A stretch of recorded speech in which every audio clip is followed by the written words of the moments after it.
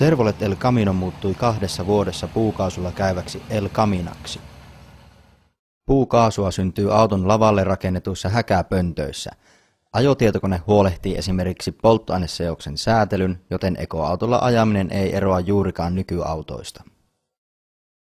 Puu pilkekaasuuntuu lämmitettäessä puukaasuksi.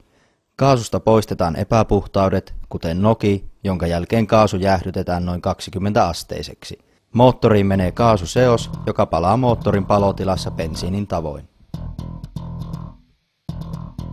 Häkäpönttöauto on ekologinen kulkuneuvo, sillä puu on sitonut kasvunsa aikana saman verran hiilidioksidia, mitä sen poltossa vapautuu. Ekoauton polttoaineeksi käy ihan tavallinen koivupilke, joten bensa-asemien ohi voi huristella huoletta.